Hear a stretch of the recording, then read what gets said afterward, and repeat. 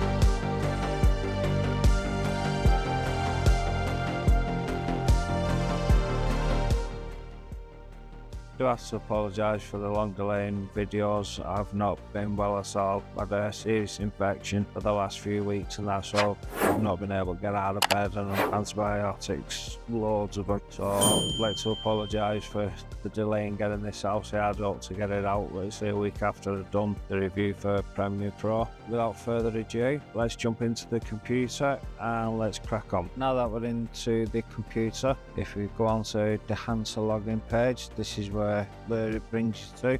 As you can see, it tells you all about it. The 60 film profiles with push and pull, print films like Kodak 2383, Fuji 83513 and so on. Your look generator, 130 plus camera profiles, defringing, false colour, and there's tons. And these are all the applications that you can use. DaVinci Resolve, Final Cut Pro, Premiere Pro, After Effects, Photoshop, Lightroom Classic, Capture One and Affinity.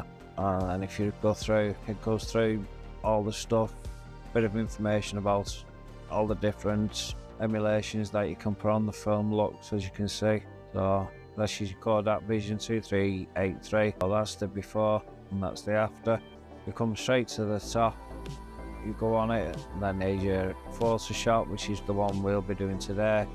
I'll be doing Photoshop and Lightroom because that's the ones I use.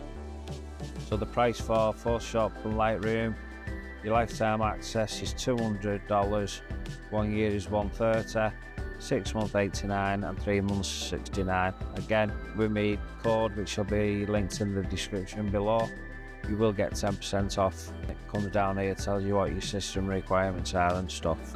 And then if you go through, you can see demo, movies, reviews, tools, official tutorials, learn, you've got a start guide, installation guide, performance tips, how to upgrade your license activation. So when you get your email, you get big massive code, you copy it, you go onto that, paste it into there. So alright, let's crack on and let's jump into Lightroom. I'll be editing 2 pictures today and these are the 2 that I'll be showing you. And I'll put the befores up now. So I'll be putting the after picture up and the before, and then we'll work together and show you how I got to that. So I'll be coming on to Lightroom first. So I've got 2 pictures that I'll be doing today. First one is at Martin Mia. I use the Panasonic GH7 with the Leica monochrome setting, and then my second picture is taken at York Minster in York. This was in the chapter house part of the cathedral. Massive high ceiling, beautiful design. I've gone through, so once you've installed it onto your computer and you go into edit, preferences, external editing, additional external editor, and then you choose and you actually go to where you've actually stored it. Just follow the online instructions from the PDF that you get when you purchase the product, and then you click. You've got to do the path straight to the application on your C drive. Choose it and then it's in there then. So you want to use Lightroom. I predominantly use Lightroom to start, take it into Photoshop and then do all the necessary edits through Photoshop, but if you just want to use Lightroom, is right click on your mouse, go down to edit, and then it's underneath your Photoshop, editing Dehancer, click that. I always keep it as Profoto RGB for get the maximum colour depth. Click on edit, and then it brings you into the suite. So as you can see, so if I maximise that for us, so on your left hand side you've got your films and your presets there, and then so all films, as you can see, you can go down here, pick whichever ones you want, all your films favourites, so you've got a little love art in the top right hand corner, that brings that. Anything if you fancy colour negative, motion picture, colour positive, black and white, instant, exotic and cross, and that's the same for both your presets. You can actually create your own preset by fiddling with these. Start with a film. I used it like this one, that's the one, the Ag for Colour XRS 200 X 1991, and then on this right hand side in your source you can actually edit it that little bit more, but it's literally minute adjustments you need. Bring it down, and then if you tick box these, then it brings them all up, and then you can fiddle and as much as you want. If you get some elation in, you can just see on the gold, it just ever so slightly add some bloom. Again, if you look here, and you can see it just lifts the whites and the golds ever so slightly. Again, it's all minute adjustments. Don't use to do film grain, the colour head. And just brings a little bit more red out, and like I say, it's all very slight adjustments, but obviously you can go to your heart's content of which way you want. Back to this side, as you can see, there is absolute loads that you can choose from.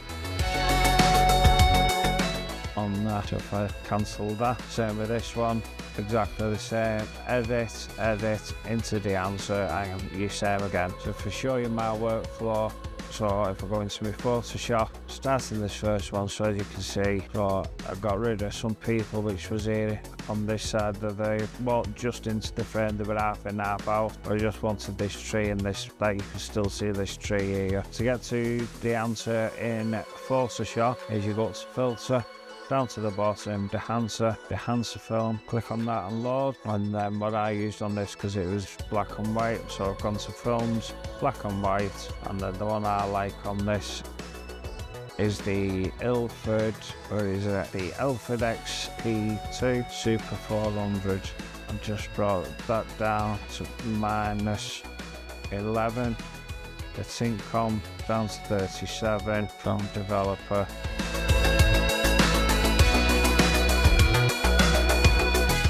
That film compression, it just again brings down the trends I've done there. If you just bring, so much, so I'll just bring that up to about 0.9, about 0.81. On this one, I like the cine film like next snap. For this one, I like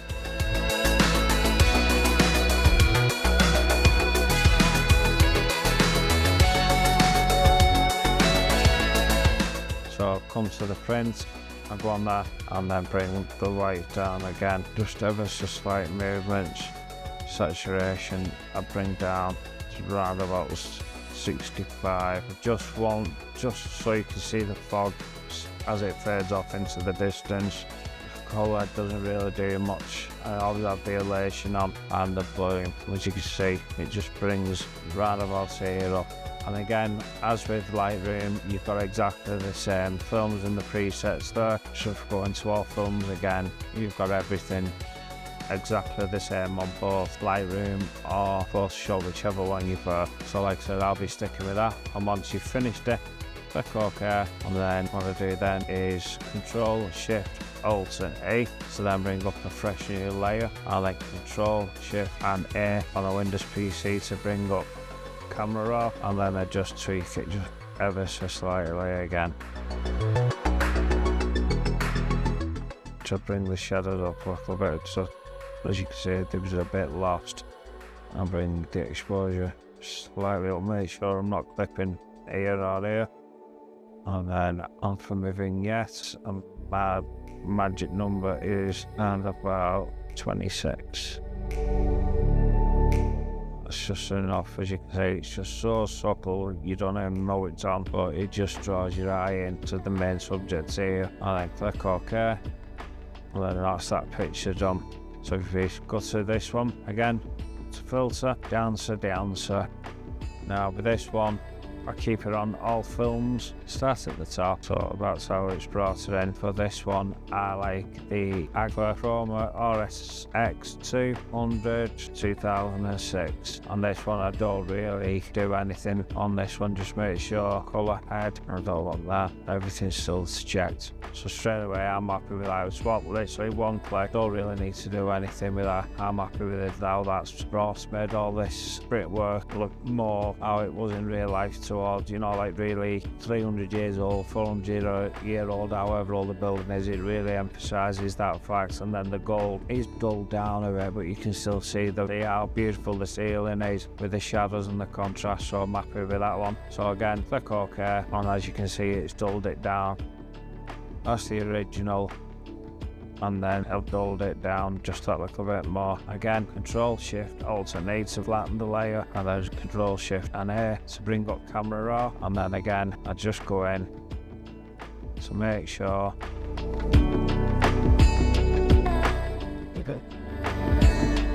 just ever so slightly that I'm not clipping anywhere. Down to optics, and then I bring the this one could do with a little bit more.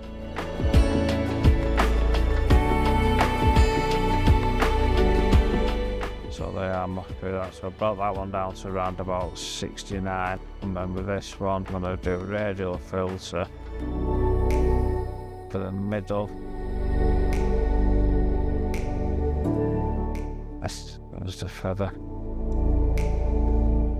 Feather it out that little bit more, and then just bring that the sensor up with a bit of the saturation. And as you can see, before, after, and there you go. So I'm happy with that. So that's the two pictures done to my liking, you know, each to their own, and that's the beauty of photography, that everyone's got their own style, and just have a play about with it. So if you are interested in getting Dehancer, please do use the link below. Like I said, it is an affiliate link. I do earn a small commission. You do use that link at no cost to you, and you do get it 10% off. So it's at John 10% to get 10% off. I'd like to thank you for watching this video. I do apologise for me surrounding. I am in bed, like I said, I'm still not well at all, but I needed to get some videos out, try and get my mental health back up to scratch, to try and get rid of these infections and stuff. So do hope you have enjoyed this tutorial, and until the next time, cheers, out.